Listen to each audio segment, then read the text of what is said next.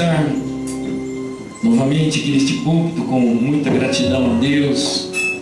Romanos capítulo 4, versículo 18 em diante. Quero mais uma vez agradecer a Deus em primeiro lugar, a cada um de vocês que oraram por mim, a vocês que nos assistem também, muitas pessoas de vários lugares, várias cidades, oraram pela minha vida, pela minha recuperação. E com certeza, se hoje eu estou aqui tão bem como estou e tão feliz, grato ao Senhor, é porque o Senhor ouviu estas orações, esses clamores, e eu fui tremendamente abençoado. Diga obrigado, Senhor. A Ele toda a honra e toda a glória. Amém? Romanos capítulo 4, versículo 18 diz assim: o qual em esperança creu contra a esperança que seria feito o pai de muitas nações, conforme o que lhe fora dito, assim será a tua descendência. Sem enfraquecer na fé, não atentou para seu próprio corpo, nem vitalidade, pois era já de quase 100 anos, tampouco para a falta de vigor do ventre de Sara. Ele não duvidou da promessa de Deus. Diga, ele não duvidou da promessa de Deus. Ele não duvidou da promessa de Deus, deixando-se levar pela incredulidade, mas foi fortificado na fé, dando glória a Deus, estando certíssimo de que o que ele tinha prometido também era poderoso para cumprir. Amém? Vamos orar mais uma vez. Pai, te damos graças porque de um modo especial o Senhor tem nos abençoado, tem cuidado de nós.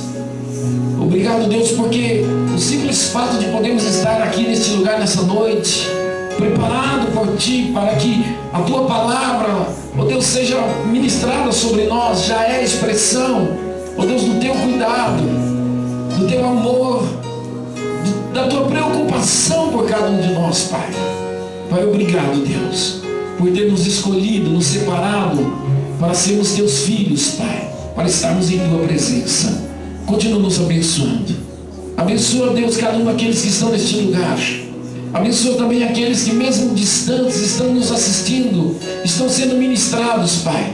Da mesma forma, Deus, como somos abençoados neste lugar, abençoa aqueles que nos assistem também, que sejam abençoados, tremendamente abençoados e edificados pela Tua palavra. Nós oramos agradecidos em nome de Jesus. Os que concordam digam amém. Amém. Pode sentar, por favor. A minha voz ainda não está 100%, apesar de eu estar gostando do timbre dela, parece que deu até uma melhorada, né, pastor Milton? Deu uma... Está parecendo um pouco mais limpa a voz. E ainda estou com alguns pontos na boca, ainda de vez em quando tenho uma dificuldade para engolir saliva, mas graças a Deus, aquilo que eu passei nos primeiros dias pós-cirurgia foi muito difícil. Várias noites, dias sem conseguir dormir, sem conseguir respirar direito, sem conseguir comer direito. Eu dou graças a Deus porque Deus tem abençoado a Ana com muita habilidade também na cozinha, né? Ela fez muita sopa, muito caldo, e eu fui sustentado, perdi aí uns 5 quilos e foi bom, olha aí, pastor João. O inglês está até mais folgado, né, Severino? Tá pescocinho mais fino. Então, em todas as coisas o Senhor tem cuidado de nós. A Bíblia diz, queridos, em tudo dai graças, né? Por quê? Porque mesmo nos dias maus, o Senhor é tão bom que quando nós confiamos nele, esperamos nele, Ele cuida de nós. E ainda que os tempos sejam difíceis, Deus, a despeito das dificuldades, a despeito de tudo aquilo de ruim que a gente passa, que a gente não gostaria de passar, o Senhor nos abençoa também nesses dias maus, sabia? O Senhor sempre nos abençoa quando nós confiamos nele e esperamos nele. Você crê nisso? Diga, eu creio que o Senhor Deus sempre me abençoa, sempre nos abençoa, mesmo nesses dias ruins, tempos às vezes de enfermidades, de dores, de choro, de decepções, de frustrações. Mesmo nesses momentos difíceis, se nós confiarmos em Deus, esperarmos em Deus, Ele há de nos abençoar, mesmo nos dias difíceis. Amém? Queridos, na última quinta-feira nós encerramos uma grande campanha, mais uma campanha dos 12 cestos cheios. Campanha esta aqui que foi de forma muito especial. Eu, em particular, fui muito abençoado, apesar de não ter podido estar aqui em todos os cultos, mas eu acompanhei pela internet, pude acompanhar as pregações, as orações, as ministrações, e sem dúvida nenhuma, tudo aquilo que foi ministrado sobre nós, tudo aquilo que foi ministrado como palavra profética no coração de Deus, através dos ministros que subiram neste altar, os pastores, presbíteros, oficiais, enfim, tudo aquilo, queridos, foi uma palavra profética de bênção para nós. E eu creio que nós vamos viver os resultados daquilo que Deus já liberou para nós neste ano de 2016, amém? Diga, eu vou viver. Nós vamos viver, amados.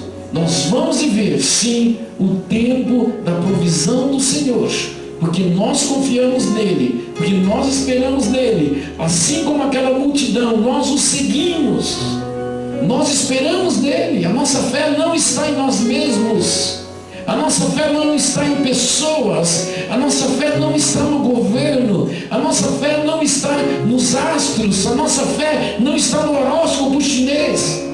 Ontem aqui no Brasil comemorou-se, ontem ou anteontem, o início do ano lunar para os chineses. E eu vi lá o horóscopo chinês, tem o cavalo, o coelho, as serpentes e tantos outros animais.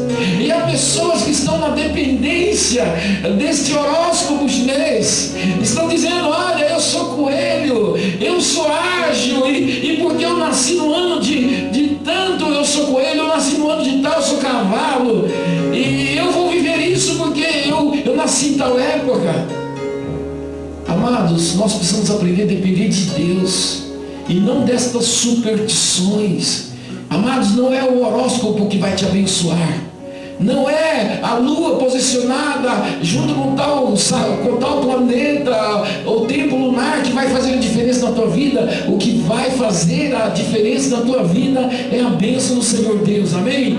Porque foi Deus que criou todas essas coisas. Olha, eu não dependo da lua, eu dependo de Deus, porque Deus criou a lua, Deus criou o sol, Deus criou todo o sistema lunar. Tudo foi criado por Deus. E é este Deus que nós anunciamos nesse lugar. É esse Deus que quer te abençoar. Quantos estão felizes por isso? Digo obrigado, Deus.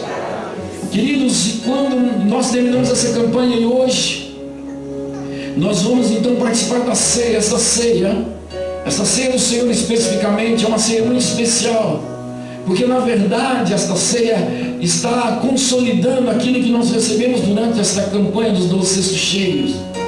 A ceia do Senhor é um ato, é um momento de reflexão, queridos.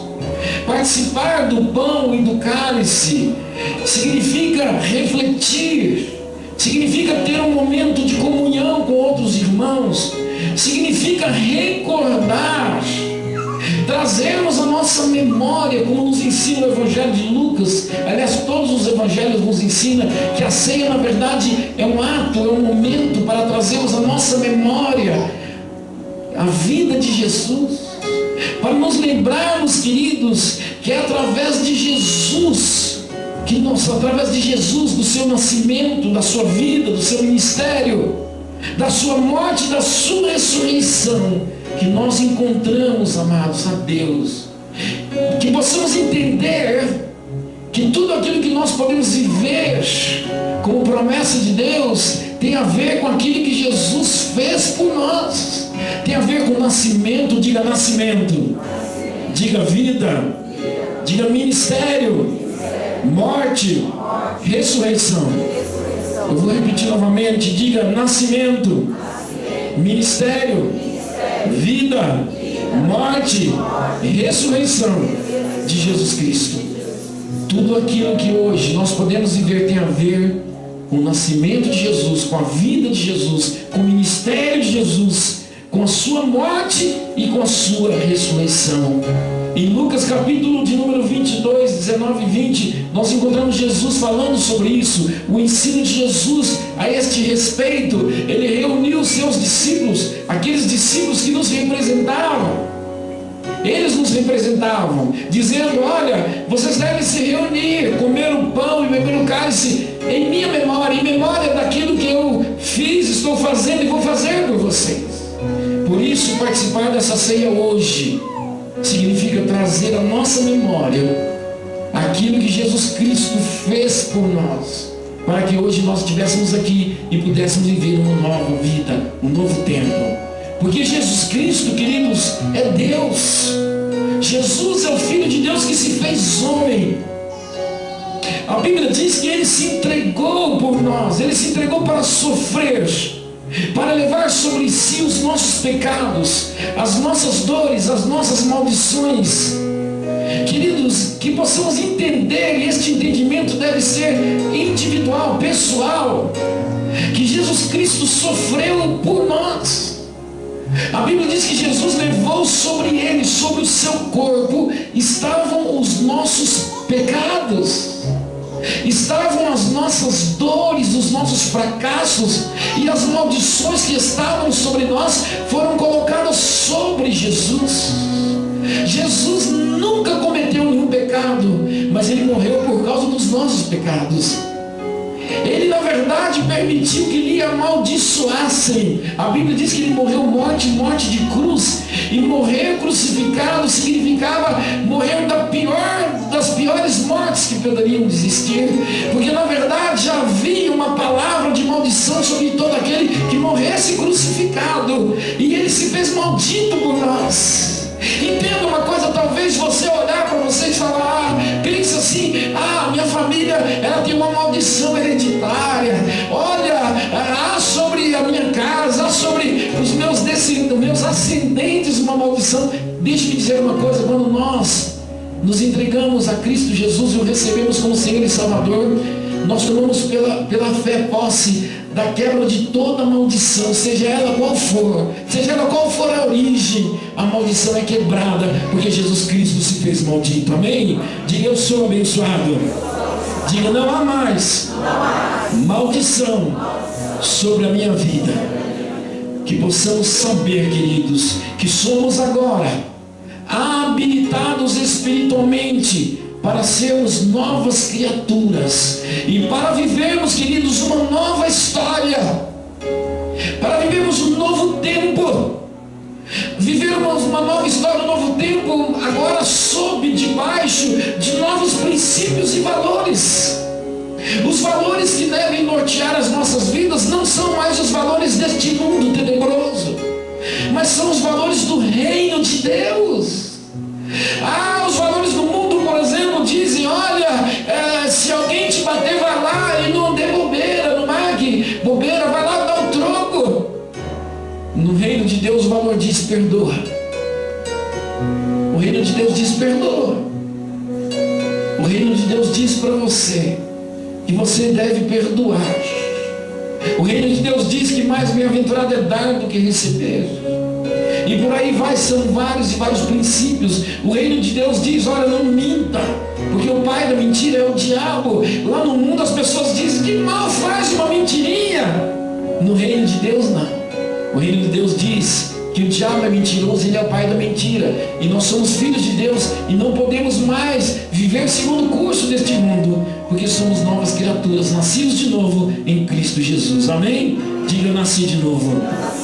Amados, nós precisamos entender que como filhos de Deus agora nós podemos, vivendo sob esses princípios e valores, viver e desfrutar daquilo que foi planejado por Deus para nós. Deus planejou uma vida, uma história nova para Abraão. Abraão já não era mais, desculpe, um adolescente, um jovem como muitos de nós que aqui estamos. Já era um idoso, já era um homem já experiente. E Deus chamou aquele homem, mesmo ele já tendo muita experiência de vida, Deus o chamou lá em Ur dos Caldeus e falou: ei Abraão, eu vou escrever uma nova história na tua vida. Abraão, mas é necessário que você saia desta terra, que você saia deste mundo, que você saia desses valores e princípios que você está vivendo. É necessário, Abraão, que você obedeça a minha voz. É necessário que você confie em mim, Abraão. Parafraseando o chamado de Abraão descrito em Gênesis 12. E a Bíblia diz que Abraão, pela fé, deixou a velha vida, deixou aquele lugar, deixou os valores, princípios, costumes, religiosidade, tradicionalismo da sua família, deixou tudo e obedeceu a Deus, indo para uma terra que Deus lhe mostraria posteriormente. A Bíblia diz que Abraão creu em Deus. Diga, ele creu em Deus. Queridos, Abraão então fez o que Deus esperava que ele fizesse. Porque Abraão entendeu que Deus tinha um plano para a sua vida. Abraão falou: para que eu viva o plano de Deus, eu tenho que ouvir a sua voz. Ei, ouça o que o Espírito te diz nessa noite: para que a gente viva o plano de Deus, temos que ouvir a sua voz. Amado, já foi planejado algo para cada um de nós. Deus já planejou. Há no coração de Deus um plano específico para você, para a tua família. Muitas vezes o diabo tem alcançado o êxito, enganando muitas pessoas, dizendo: você não é importante para Deus. Dizendo: olha, Deus não se importa com você. Isso é mentira, Deus se importa com você. Você é tão importante para Deus que Deus planejou algo especial para você, específico. A tua vida, a tua história não é semelhante à do teu irmão que está do teu lado, ainda que ele tenha a mesma idade, a mesma altura, o mesmo peso, ainda que tenha nascido e vivido na mesma casa que você. Há um plano específico de Deus para a tua vida, porque você é único. Amém? Diga: Deus planejou algo para mim. Amados, nós precisamos entender que Deus planejou algo para cada um de nós em Cristo. A obra de Cristo Jesus é perfeita. E ela, na verdade, é mais abrangente do que as pessoas, até mesmo nós cristãos, temos conhecimento, estamos acostumados. O que diz a Bíblia, queridos, sobre isso? O que diz a Bíblia a esse respeito? Nós encontramos aqui capítulo 8 de Romanos, ainda no livro de Romanos, capítulo 8, versículo 16 e 17, Romanos capítulo 8.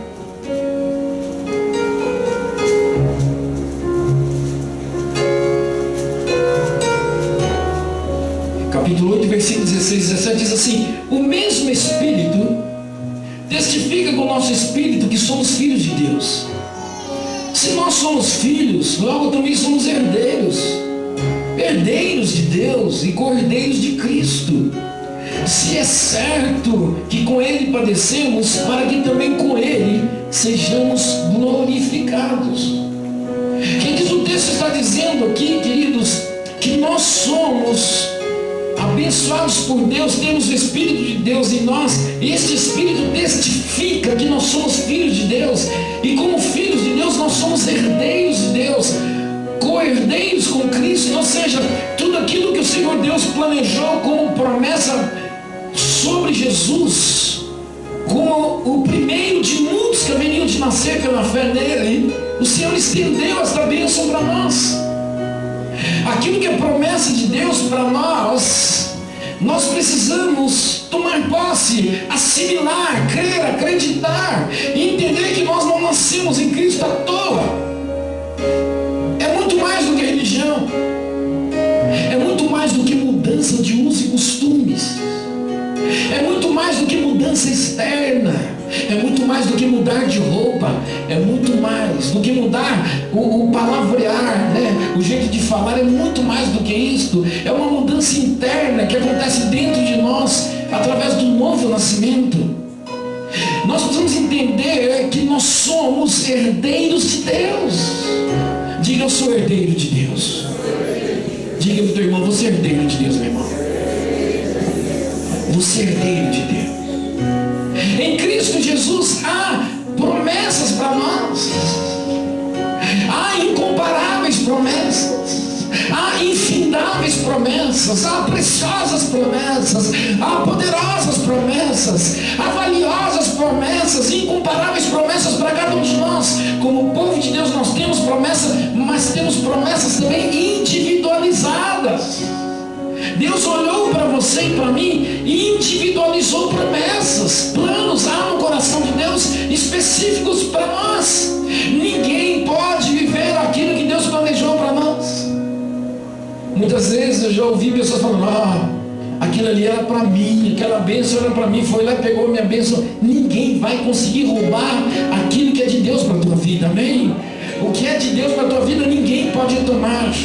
Muitas vezes nós abrimos mão, nós não queremos, nós não aceitamos, nós não acatamos, e nós simplesmente descartamos das nossas vidas.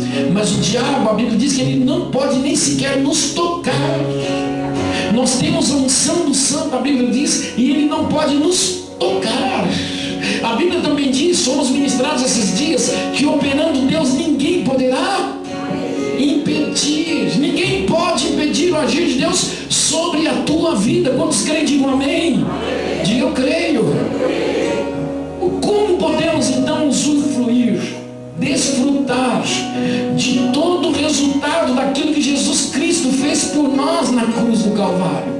E aqui eu quero me estender e repetir, não apenas aquilo que ele fez na cruz, mas tudo aquilo que ele fez desde o momento que ele nasceu, viveu, desenvolveu o ministério. Ele se entregou, morreu e ressuscitou.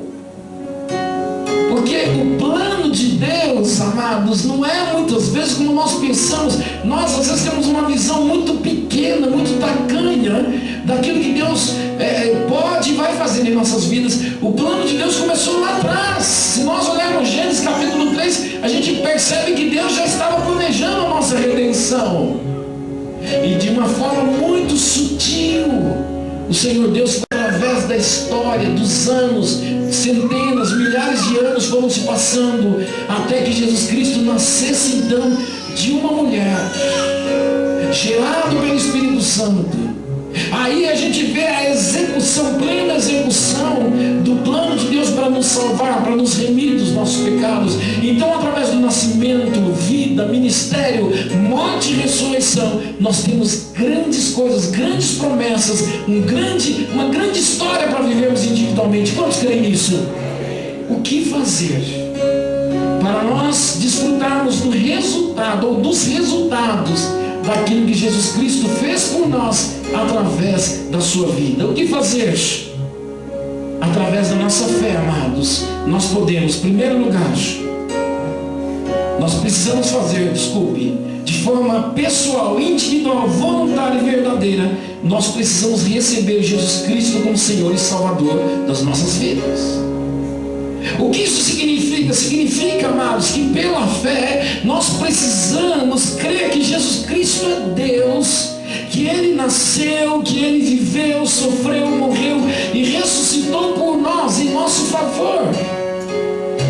Amados, sem receber a Cristo Jesus como Senhor e Salvador, não há salvação. A Bíblia diz que não há outro nome pelo qual devamos ser salvos. Ninguém é salvo por Paulo, por Pedro, por Maria. Maria era uma mulher de Deus, mas Maria não pode salvar ninguém. A salvação é apenas por Jesus Cristo. O primeiro passo, portanto, para alguém desfrutar dos resultados de tudo aquilo que Jesus fez é receber a Jesus Cristo como seu único e suficiente Senhor e Salvador, de forma pessoal, intransferível, individual, voluntária e verdadeira, genuinamente aceitar Jesus. Talvez você olhar para mim e falar, mas pastor, eu tenho frequentado igrejas durante tanto tempo. Queridos, muitas vezes nós frequentamos igreja durante anos, e eu sou um exemplo disso. Eu nasci em um lar cristão evangélico, meu pai era pastor, a minha mãe cantava na igreja, eu conhecia cerca de 100 hinos da harpa cristã de cor, eu sabia como funcionavam os cultos, eu sabia como funcionavam as escolas dominicais, eu frequentei as escolas dominicais, eu conhecia os corinhos. Quando meu pai saía para fazer evangelismo, ele tinha um jipe, colocava um alto-falante lá no jipe e saía pela cidade. Muitas vezes eu estava com meu pai. Muitas vezes meu pai reunia os irmãos nas praças das cidades do interior de Minas Gerais e fazia culto ao ar livre. E eu estava ali junto desde pequeno. Eu conhecia vários e vários versículos da palavra do Senhor. Eu acompanhei o meu pai durante muitos lugares, mesmo depois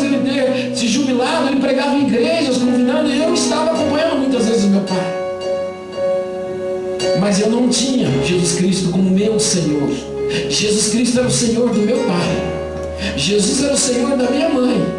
Jesus Cristo era o Senhor daqueles irmãos que talvez estivessem sentados do meu lado, mas não era o Senhor da minha vida, porque eu não tinha tido uma experiência pessoal, eu não tinha tido uma experiência individual, voluntária de entrega da minha vida ao Senhor. Ninguém pode entregar a vida do outro para Jesus, mas cabe a cada um de nós, em determinado momento da nossa vida, da nossa caminhada, abrirmos o nosso coração e reconhecermos Jesus Cristo.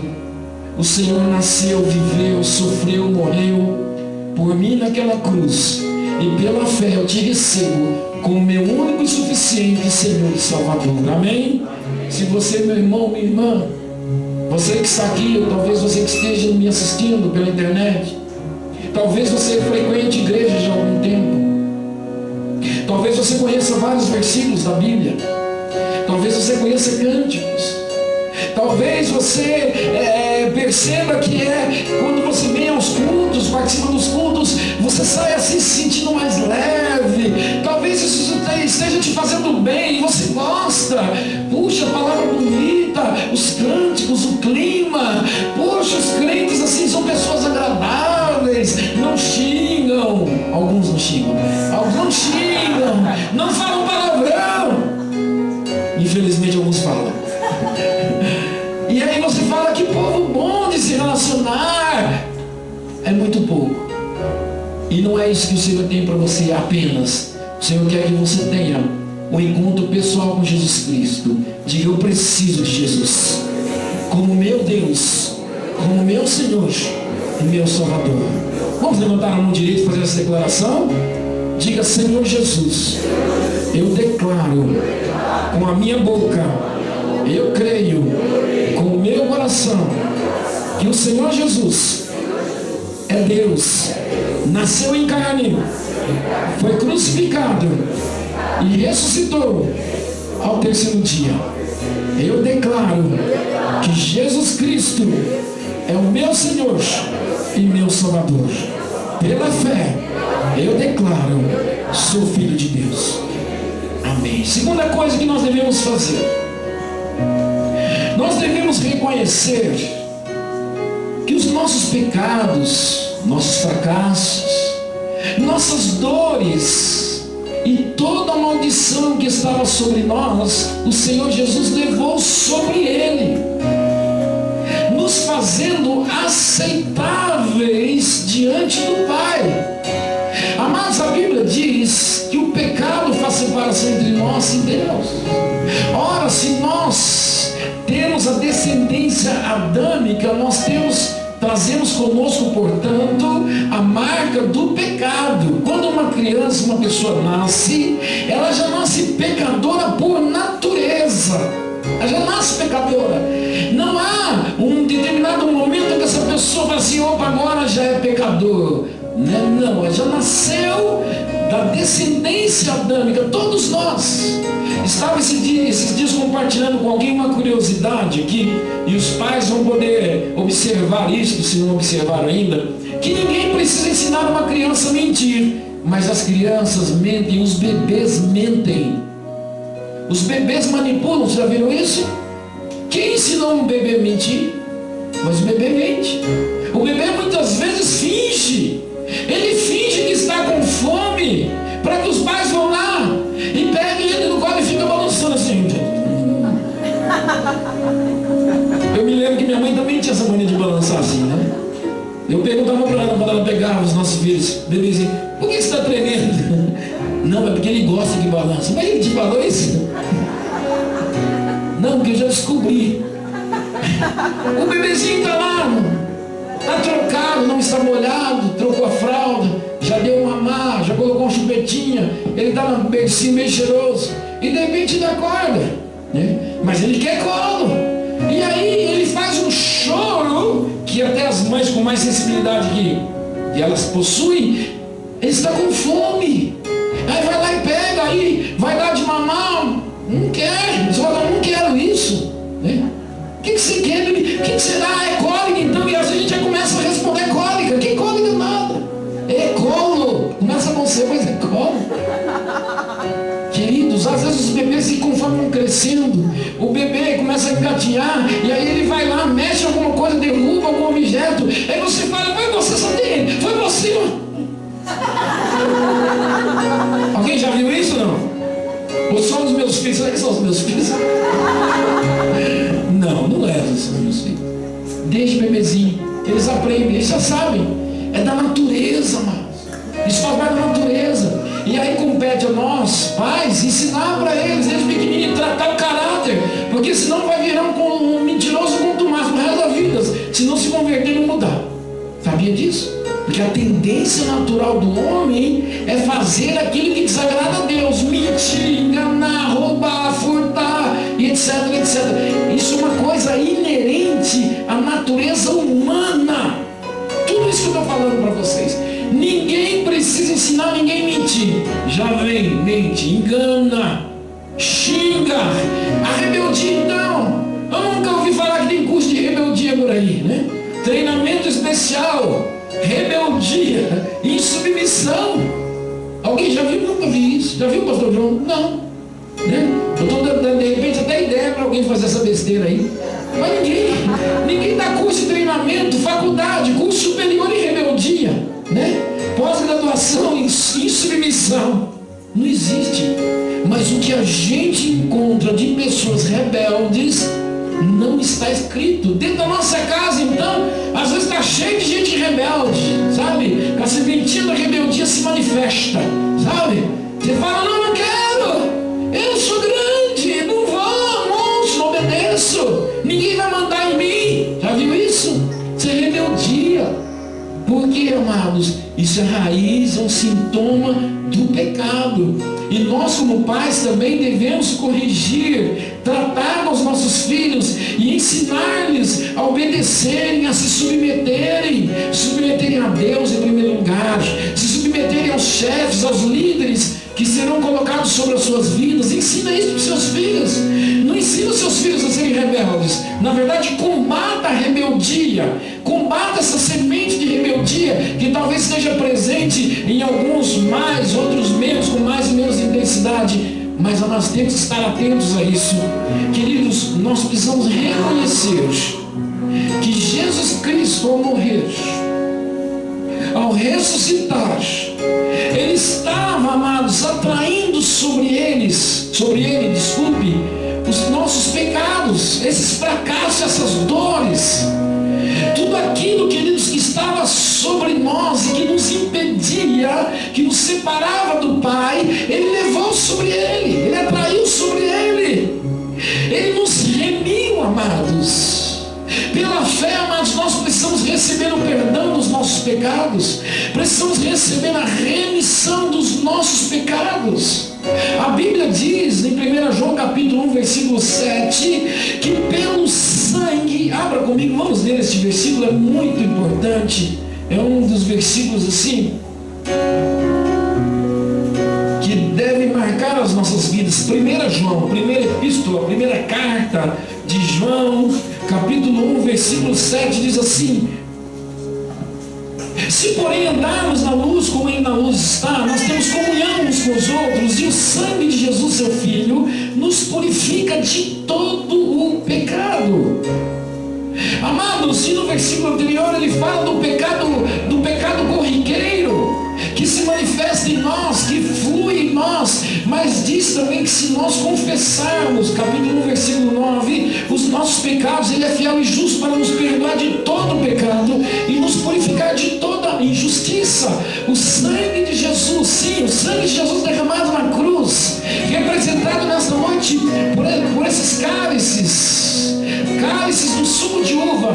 Este cálice aqui representa o sangue de Jesus que foi derramado, o sangue que nos purifica, o sangue que nos limpa do pecado, que nos purifica das injustiças que nós praticamos no passado.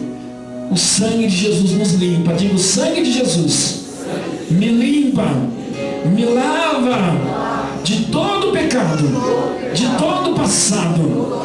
Que possamos então reconhecer que ao aceitarmos a Jesus Cristo como o nosso único e suficiente Senhor e Salvador, o sangue dele, aquele sangue derramado, sobre nós, amados. Ele é colocado como marca sobre nós. E este sangue, ele nos limpa, ele nos lava de todo o pecado e de toda a sequela do pecado. O que é sequela? É consequência, resultado do pecado que estava sobre nós. Aquilo que nós fizemos, que contraria a vontade de Deus, que infelizmente nos perseguia. Muitos de nós, amados, talvez ainda estejamos vivendo debaixo da acusação de uma consciência pesada. Mas a Bíblia diz em Romanos mesmo, capítulo 8, versículo 1, assim, ó, na mesma página aí, talvez na página anterior, Romanos 8, 1. Portanto, agora, nenhuma condenação há para os que estão em... Para os que estão em quem? Em Cristo Jesus. Entenda, nenhuma condenação há para aqueles que estão em Cristo Jesus, que não vivem segundo a carne, mas segundo o Espírito. Veja o versículo 2, diz: porque a lei do Espírito de vida em Cristo Jesus livrou-me da lei do pecado e da morte. Nós não estamos mais mortos, nós não estamos mais sujeitos à morte espiritual, à morte eterna, porque, amado, em Cristo Jesus nós somos libertos do poder da morte. Amados, aquele que nasceu de novo, aquele que sim entregou a sua vida ao Senhor Jesus, já não está mais morto em delitos e pecados, mas agora está vivo e vive para Deus e através de Deus. Amém? Quantos nesse lugar já nasceram de novo? Diga: eu nasci de novo. Portanto, segundo passo aqui para vivermos tudo aquilo que o Senhor já estabeleceu como promessa para nós temos que reconhecer que somos perdoados. Você está disposto a fazer isso? Levanta a sua mão direita e diga: pela fé eu recebo o perdão e a remissão dos meus pecados. Eu declaro pela fé que Jesus Cristo levou sobre ele os meus pecados, os meus fracassos, as minhas dores e toda maldição que estava sobre mim foi colocada sobre Jesus. Eu sou abençoado em Cristo Jesus. Aleluia. Aplauda o Senhor, que Ele é merecedor da cruz. Glória a Deus.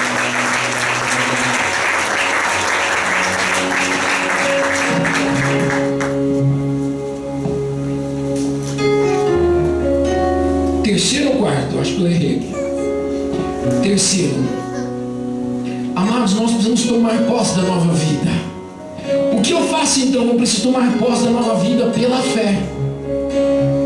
Por quê? Porque nós nascemos de novo. A Bíblia diz em João, Evangelho de João agora, capítulo 3, versículo 3, Jesus, olhando para Nicodemos, ele diz: olha, é necessário nascer de novo. E quando a Bíblia fala de nascer de novo, e Nicodemos também não entendeu muito bem isto, talvez ele tivesse um pezinho no espiritismo, segundo Allan Kardec, ele pensou: puxa vida, então eu vou ter que morrer, nascer, reencarnar. Jesus nunca falou sobre reencarnação, muito pelo contrário. A Bíblia diz no livro de Hebreus que aos homens estão destinados nascerem uma só vez, vindo depois disso o juízo. A reencarnação é um princípio antibíblico, maligno, satânico, para enganar as pessoas, para enrolar as pessoas.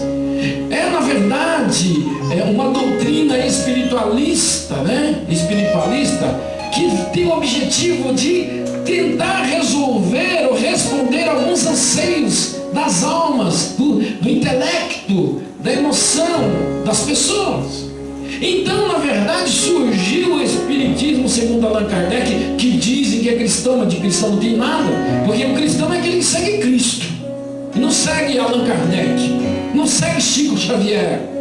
Não estou aqui falando do trabalho social que Chico Xavier tinha quando estava vivo. Tinha um trabalho muito bonito lá em Uberaba, terra da Juliana, né? De acolher as crianças, de dar cesta básica, um trabalho social maravilhoso que ele tinha lá. Mas, amados, eu não vou seguir Chico Xavier, eu não vou seguir Allan Kardec, Bezerra de Menezes. Eu tenho um Senhor que se chama Jesus. Amém? Digo: o Senhor da minha vida se chama Jesus Cristo. Amém, amados? Então, queridos, o que eu tenho que tomar posse agora é da nova vida que o Senhor me deu pela fé. Por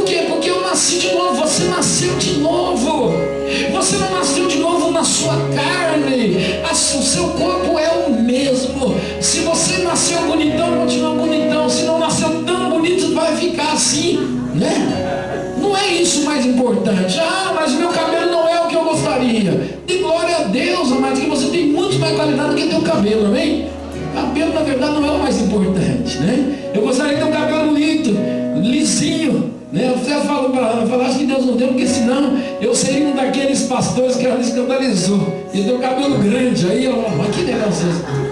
Por isso que Deus não me deu cabelo, ele já sabia, já conhecia, falou, não, você vai ter um cabelo bem pichain mesmo, vai ter que usar curtinho, né? Senão vai ser muita vaidade para ele. Então, amém, dou graças a Deus por isso, né? Não precisa de cabelo para ser feliz, não precisa de um cabelo, né? Então nós nascemos, queridos, do Espírito, o corpo continua o mesmo, a cor dos teus olhos, o seu cabelo não mudou, mas algo aconteceu dentro de você. O teu espírito foi recriado. Você agora não é apenas mais uma criatura de Deus, mas você agora é filho de Deus. A Bíblia diz: se alguém está em Cristo, é uma nova criatura. As coisas velhas já, eis que tudo se fez novo. Mas é necessário tomar posse desta nova vida. É necessário tomar posse desta nova natureza. Entenda uma coisa: você não é mais aquela pessoa como era antes de conhecer a Jesus. Se você está recebeu Jesus Cristo hoje como Senhor, entenda, hoje você já não é o mesmo de hoje de manhã, porque você nasceu de novo hoje. Você tem uma nova vida. O teu espírito foi recriado por Deus, e junto a esse espírito está o Espírito Santo. E esse Espírito Santo vai te guiar, vai te orientar, vai te capacitar, vai te conduzir a toda a verdade, amém? Mas é necessário tomar posse, saber que em você, em mim, em nós agora habita o próprio Deus. Deus, o próprio Deus, vive em você. Ele está em você. Ele está aí para te edificar, para te capacitar, para te dar sensibilidade, para te curar, para dizer para você: olha, faça isso, não faça aquilo outro. Ei, você está errando o alvo. Ei, você está indo para um caminho de morte. O Espírito Santo, que é o próprio Deus, está em você. Ele vive em você. Ele te ama. Ele é teu consolador. Ele é teu advogado. Ele é teu sustentador. Ele é teu remunerador. É aquele que te sustenta, que te capacita dia após dia para viver as promessas de Deus, amém? Quantos tem o Espírito Santo? Levanta a tua mão direita e diga: pela fé eu tomo posse da nova vida em Cristo Jesus. Eu reconheço que nasci de novo, sou nova criatura, criado por Deus, e tenho o Espírito Santo. Eu declaro que tenho muito mais do que uma nova religião. Eu tenho uma nova vida, uma nova história para ser vivida na presença de Deus. Eu declaro pela fé que vou viver este novo tempo de forma diferente, porque nasci de novo e vou viver a vida de Deus para a glória de Deus, em nome de Jesus, amém. Aplauda o Senhor pela nova vida. Glória a Deus, glória a Deus. Nascemos de novo. Quarto lugar, o quarto passo: o que eu preciso fazer para desfrutar? Amados, nós precisamos entender que também é pela fé. Diga: pela fé. Quando nós começamos a estudar a Bíblia, quando nós começamos a entender a salvação, o que é a salvação, tudo aquilo que se refere ao projeto de Deus para nós como homens e mulheres de Deus, nós percebemos que é pela fé. A fé, na verdade, é a forma pela qual nós temos, que Deus nos deu em Cristo Jesus, para alcançarmos o que Deus já proveu para nós. É pela fé, diga: pela fé. A Bíblia diz que o justo viverá através da fé, mediante a fé. É pela fé, amados, que nós nascemos de novo. É pela fé, queridos, que nós tomamos posse do perdão dos nossos pecados. É pela fé, queridos, que nós tomamos posse dessa nova vida. É pela fé que nós assumimos a nossa identidade. Eu sou filho de Deus. Ora, não é o governo federal que vai dizer para você que você é nova criatura. Você não precisa ter uma declaração do pastor da igreja. Não, o teu nome está escrito no livro da vida. O Espírito Santo testifica, como diz Romanos capítulo 8, versículo 16. O mesmo Espírito testifica ao teu coração que você é filho de Deus. Tem algum filho de Deus nesse lugar? Diga: eu sou filho de Deus. E agora, amados, nós precisamos entender que é pela fé que nós nos apossamos das promessas. É pela fé, amados, que nós tomamos posse de tudo aquilo que é herança de Deus para nós. Diga: pela fé. Amados, vida eterna é um resultado imediato, instantâneo da salvação em Cristo. A pessoa aceitou Jesus hoje, nasceu de novo hoje. Se porventura acontecer algo e ele falecer, em fração de segundos, ele vai para o céu, ele tem vida eterna. Assim aconteceu com aquele ladrão, com aquele criminoso que foi crucificado ao lado de Jesus. Assim tem acontecido com muitas pessoas. Tivemos muitos anos atrás uma experiência muito forte nesta igreja. Um determinado dia de domingo como este, eu pregando, o Espírito Santo me levou a falar sobre salvação, sobre reconciliação. E eu fiz um apelo como nunca havia feito na igreja, para aqueles que estavam afastados do Senhor, para aqueles que não conheciam a Jesus, viessem à frente e nós oraríamos, e nós fizemos isso. E ao terminar o culto naquele domingo, as pessoas foram cada um para os seus lugares, assim como nós.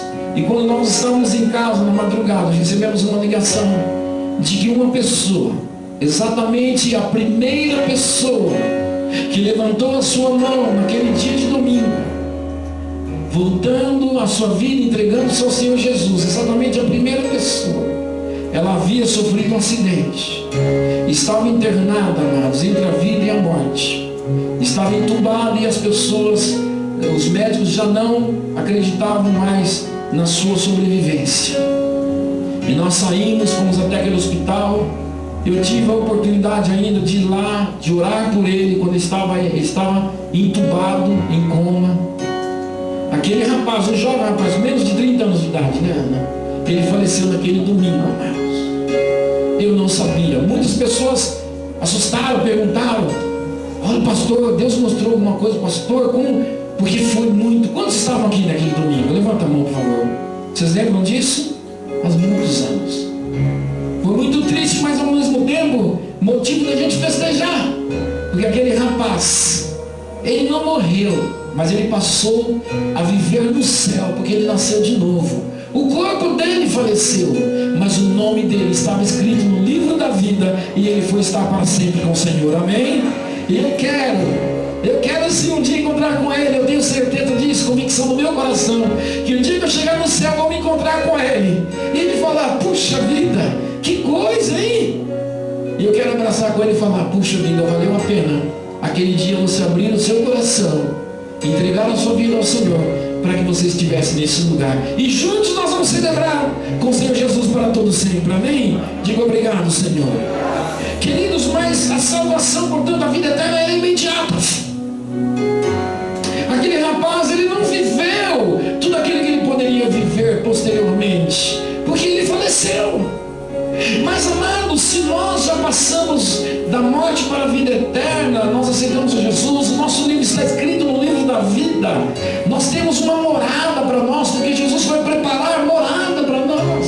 Então, independentemente do tempo que ainda vivemos, nosso lugar está reservado lá. Nós perseverarmos até o fim, nós seremos salvos, diz a Bíblia. Mas, amados, nós precisamos entender que ainda nesta terra nós podemos desfrutar de promessas de Deus. Ainda há um tempo para a gente viver nessa terra, e neste caso nós podemos, amados, desfrutar daquilo que Deus estabeleceu para nós individualmente. Diga: coisas de Deus para eu viver nesta terra. Como disse a pastora Ana, nós somos embaixadores de Cristo nessa terra. Nós temos a função primordial de exaltarmos a Deus através das nossas vidas, a começar na nossa casa. Nós temos sim um chamado, esse chamado ele é para todos nós, para anunciarmos a Jesus Cristo, para falarmos de Jesus a outras pessoas, como também falaram para nós.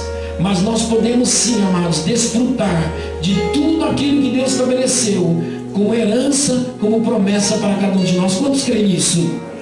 Porque nós temos aprendido que em Cristo Jesus há provisão. Em Cristo Jesus há suprimento para nós. Em Cristo Jesus há prosperidade para nós. O que é prosperidade, pastor? É riqueza, ter muito dinheiro? A palavra prosperidade, na verdade, a concepção, o conceito de prosperidade na Bíblia é o conceito de ausência de necessidades. Ou seja, suprimento de necessidades, sejam elas necessidades sentidas ou necessidades reais. Em Cristo Jesus, amados, nós podemos sim viver toda a provisão e todo o suprimento de Deus. Quando nós lemos capítulo 9, versículo 17 do livro de Lucas, Evangelho de Lucas, nós encontramos lá, o texto diz que após Jesus multiplicar, efetuar um milagre na multiplicação, a Bíblia diz que todos que estavam ali comeram e se fartaram. Diga, eles comeram e se fartaram. Comer e comer à vontade. Comeram tudo aquilo que eles queriam comer. Comeram tudo aquilo que eles queriam e que comeram para encher a barriga. Comeram até se fartar, significa, oh, aleluia. Eu já vi algumas pessoas, até mesmo eu já passei por isso. Eu gosto de uma carne, no churrasquinho, né?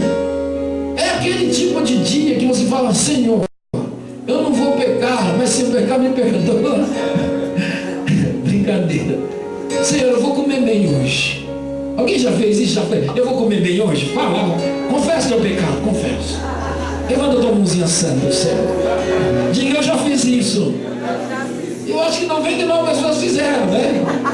A gente não tem coragem de assumir, mas a gente já fez sim. É aquele dia que você fala assim, feijoada? Ah, não, feijoada eu vou de cabeça, né? A lasanha, cara, a gente tem uns pratos prediletos. Lasanha não resisto. Meu Deus, aquela de calabresa ou aquela, né, carne moída, aquela, não vou. E a gente vai e come. E a gente come e fica assim, fala, olha, a gente come muito. Às vezes a gente se arrepende, né? Tem um sal de fruta. Senta no sofá e fala, oh, e aí, tava boa a comida? Só nem perguntar. Me fartei, enchi, estou satisfeito. E a gente senta no sofá e passa a mão na barriga.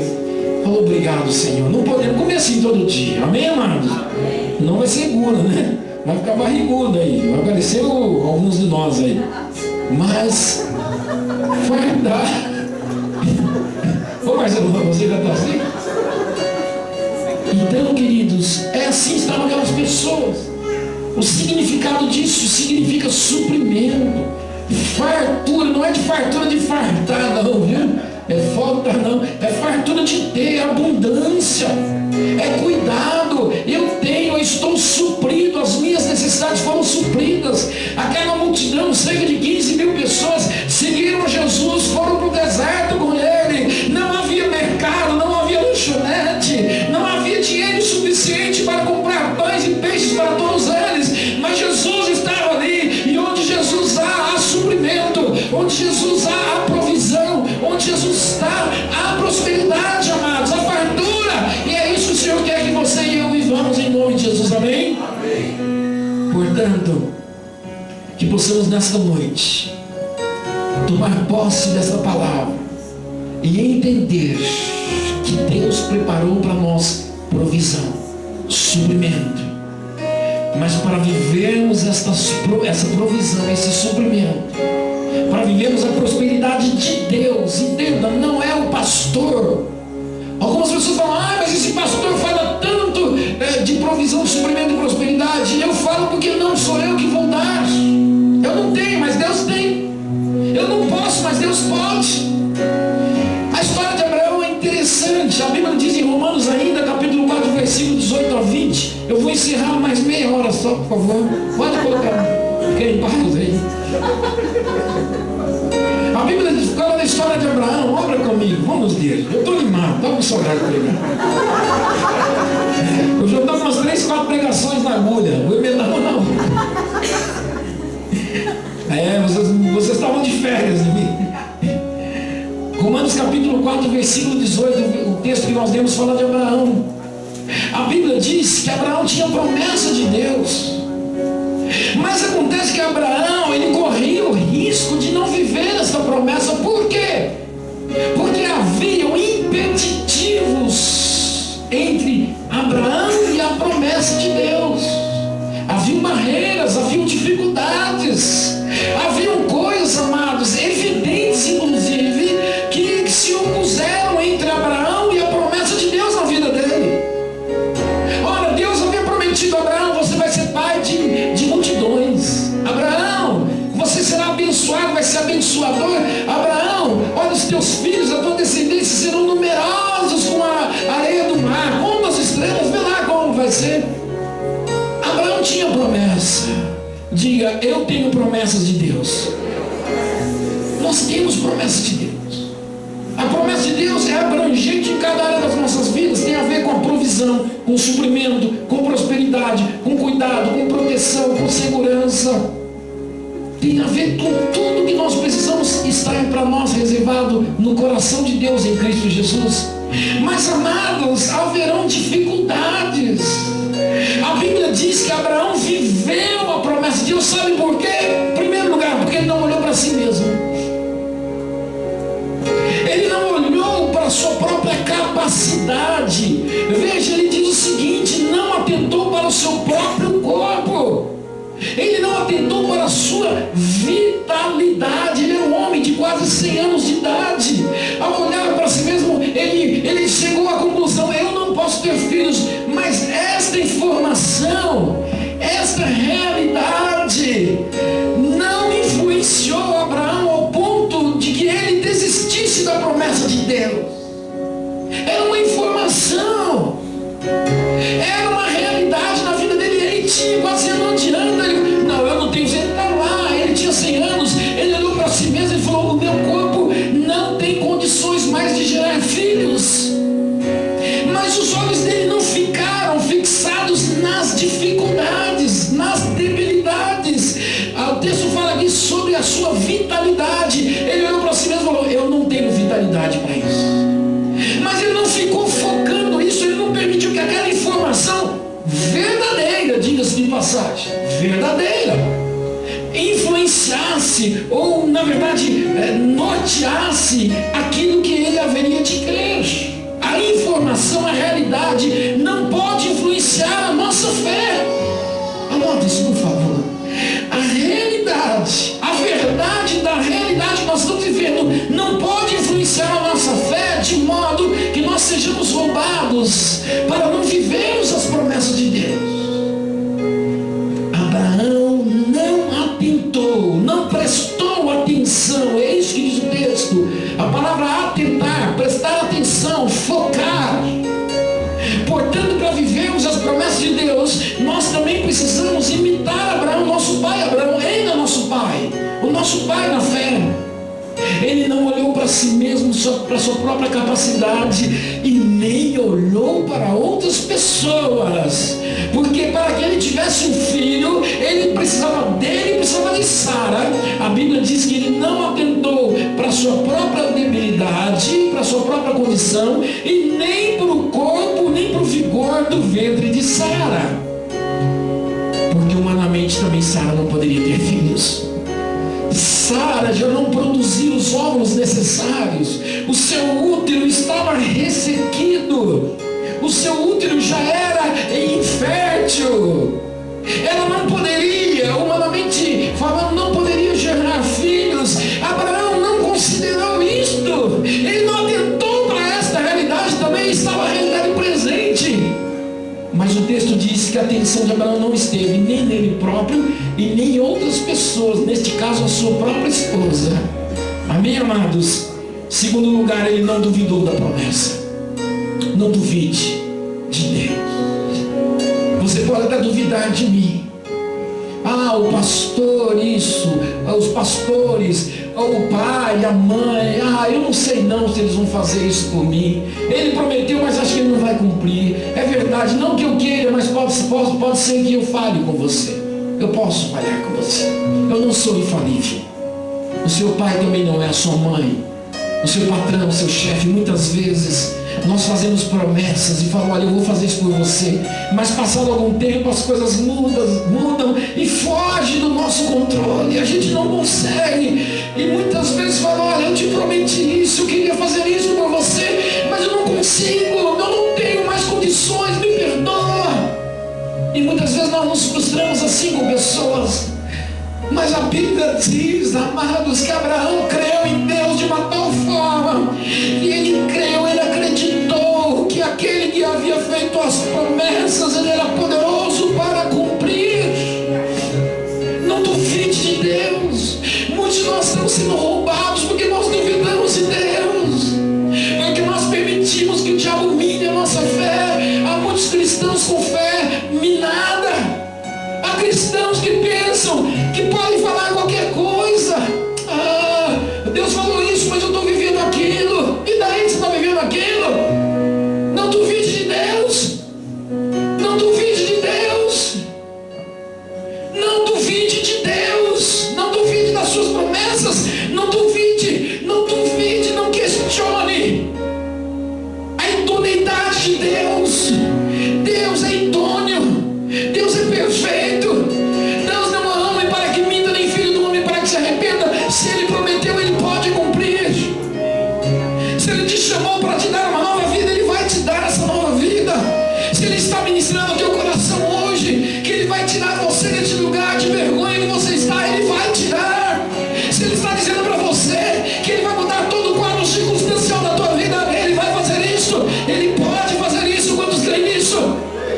Não questione Deus, não duvide de Deus. Não é a igreja quem faz, não é o pastor quem faz, não é a religião quem faz, mas é Deus Todo-Poderoso que fez os céus, a terra e tudo que neles há. Quem faz, Ele tem poder para isso. Quantos creem que eu creio?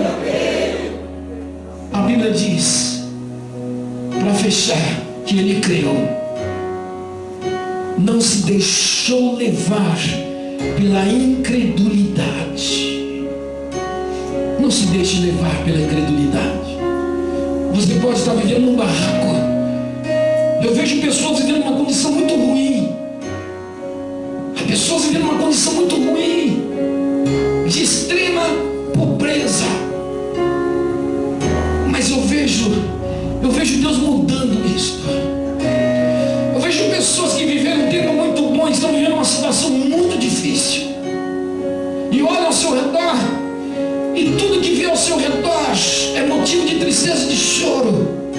Mas eu vejo Deus mudando esse quadro na tua vida. Parece que nada vai dar certo. Até mesmo no lugar que você vive, coisas pequenas estão dizendo para você que você é um fracassado. Mas eu vejo alguém grande dizendo para você: eu vou te fazer um vencedor. Aleluia.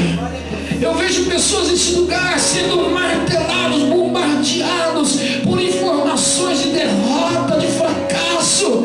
Pessoas que receberam sugestão de acabar com a sua própria vida. Mas eu também vejo o Senhor falando de maneira forte ao coração, dizendo: eu vou te levantar, e tudo aquilo que você vai viver serão coisas tão grandiosas que você nem mesmo se lembrará do que está vivendo hoje, diz o Senhor. A Bíblia diz que ele não se deixou levar pela incredulidade. Ele tinha todo o motivo do mundo para ser incrédulo, mas ele creu. Porque aquilo que ele vivia, toda informação que estava ao seu redor, não foi suficiente para minar a sua fé, para roubar a sua fé. Se nós não vivemos as promessas, a herança de Deus, é porque falta-nos a fé de Abraão. Deus, nessa noite, quer nos marcar nessa ceia com esta fé. Quantos creem? Diga: eu creio. Vamos ficar de pé em nome de Jesus. Eu quero orar por você, meu querido, minha querida. É noite de nós termos a nossa fé renovada. A Bíblia diz que a fé de Abraão foi fortificada quando ele começou a dar glória a Deus. Glória a Deus significa exaltar a Deus. Exaltar a Deus, independentemente de como estiver a nossa vida. independentemente do que você está vivendo hoje, até mesmo daquilo que você viveu até hoje, você pode nesta noite, imitando Abraão, ter a tua fé renovada, fortificada pelo Espírito Santo que está neste lugar. Feche teus olhos. Se você puder, coloque a mão no teu coração. Enquanto os oficiais preparam a ceia que vai marcar esse novo tempo na tua vida, a ceia dos 12 cestos cheios. Feche teus olhos. Tenha um tempo com Deus agora. Diante de tudo aquilo que Deus falou no teu coração, o que você vai dizer a Deus? Qual será a tua resposta? Não fique indiferente. Não fique alheio. Feche os teus olhos, por favor. Fale com Deus agora. Fala: Deus, eu quero viver as tuas promessas. Eu quero viver a tua provisão. Eu quero ser feliz. Eu quero me realizar, Deus, como homem, como mulher. Deus, a minha vida tem sido marcada pela dor, pelo choro, pelo fracasso. Deus, me perdoa, Deus, porque muitas vezes eu não tenho crido em Ti, não tenho acreditado, tenho duvidado, tenho questionado, tenho colocado tantas desculpas. Fala para Deus essa noite, fala para Deus. Deus quer te encher essa noite com a presença dEle. Ele quer te marcar, Ele quer marcar a tua história. A partir de hoje a tua vida não será mais a mesma. Diz o Senhor, diz o Senhor.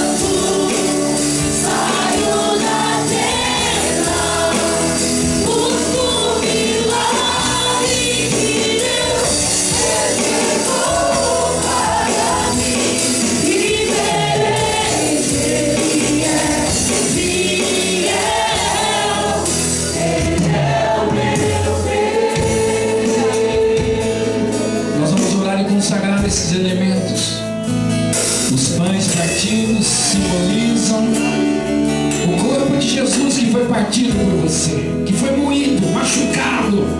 Sobre o corpo de Jesus estavam os seus pecados, os teus fracassos, as tuas derrotas, as tuas dores, as tuas maldições estavam sobre o corpo de Jesus.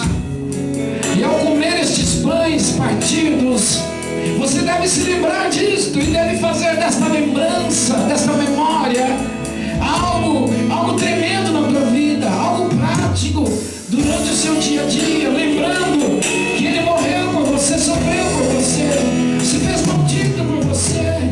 E ao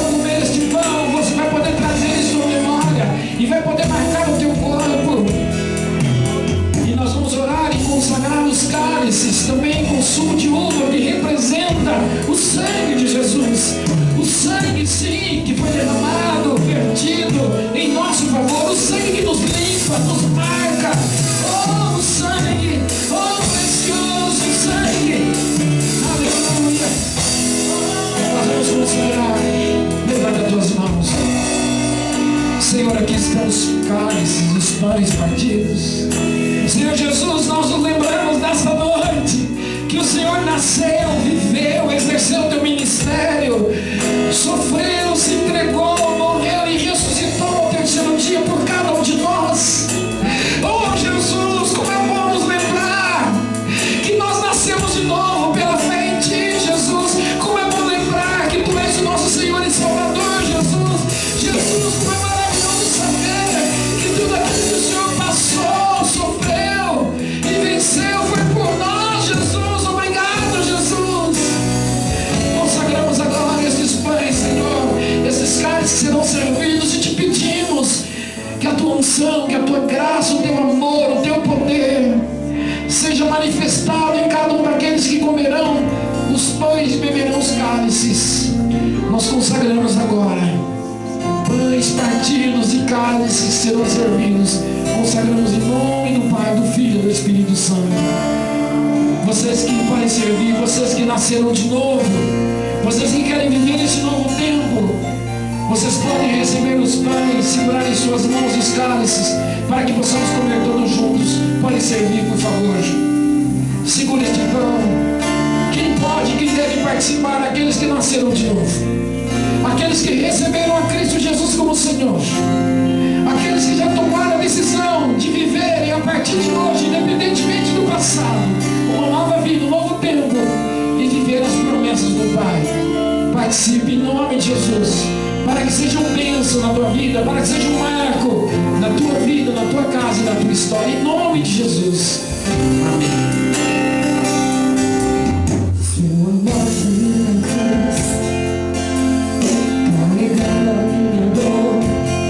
Você se expôs por mim,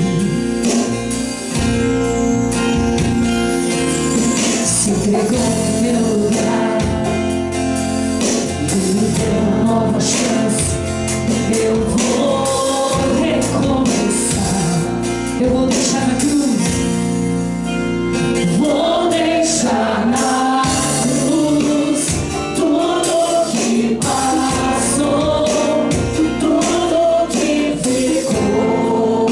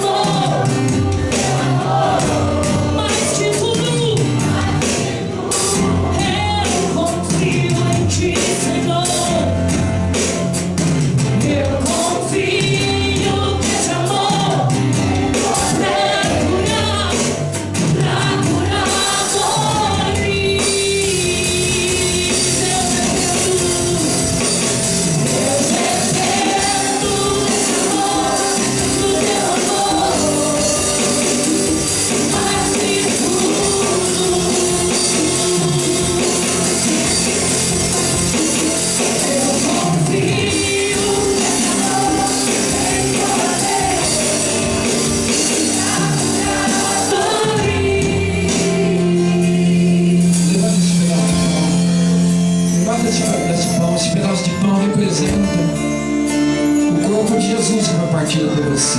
Feche teus olhos. Agradeça a Jesus agora. Agradeça a Ele por ter morrido por você. Agradeça a Ele por ter levado sobre Ele os seus próprios pecados, as suas dores, os teus fracassos. Agradeça a Ele por ter sofrido em teu lugar. Diga para Ele que quem merecia sofrer era você e não Ele. Diga para Ele: Jesus, obrigado, porque mesmo antes de eu nascer, o Senhor sofreu por mim, morreu por mim, se fez maldito por mim, apanhou por mim.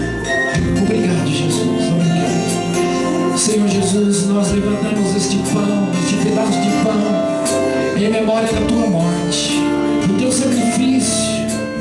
Obrigado, Jesus. Nós não merecíamos, nós não somos dignos de tamanho amor. Obrigado, Jesus, porque Ele entrega a si mesmo por nós, em nosso lugar. Éramos nós que merecíamos sofrer. Obrigado, Jesus.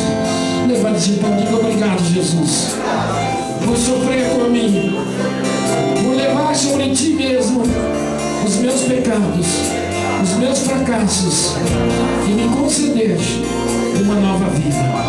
Comerei deste pão em tua memória, Jesus. Comamos do pão em nome de Jesus.